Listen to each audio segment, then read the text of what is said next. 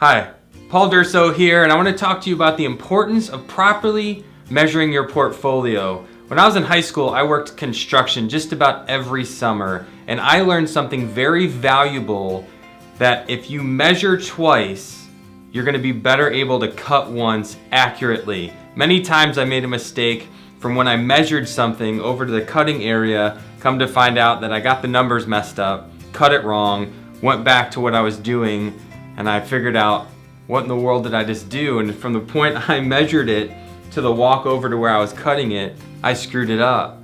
And when it comes to your portfolio, some of the similar things happen when we don't understand how to measure things properly, or measure them twice as good properly. Because really when it comes down to it, most of us understand one thing: how to measure our portfolio based on value. We know what we invest and we know what the value is today, and we just measure that against what everybody else is doing and think that's a good way of doing it. Is that really a good way of doing it? Is that what you need to have more money? Is that gonna solve your answers, solve your questions? I mean, we all want more money, but is that truly a solution to invest at one value and multiply that whatever times over to make you feel better?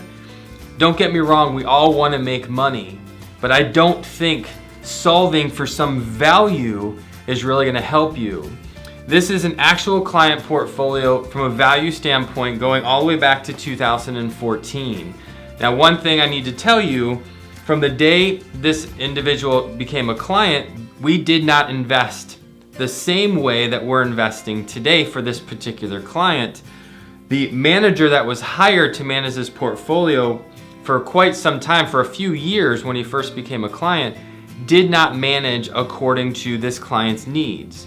And what you're going to see here is that the client value went down, and the measurement that was given to us is that we were underperforming. And truth be told, we were vastly underperforming. There was about a 20% gap between what the averages did and what this client was receiving.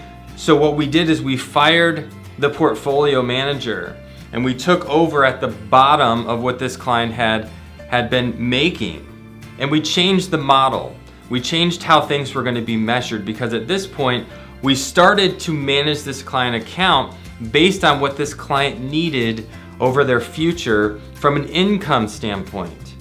And what we saw, moderate return growth. We were within, as of the point we took it over to today, we're within about 8% growth of what the averages have been doing.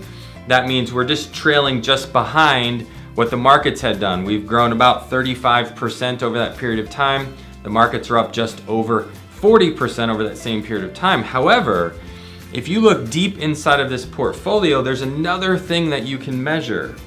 What you're gonna see is what's happened to the income that this portfolio has been generating over time.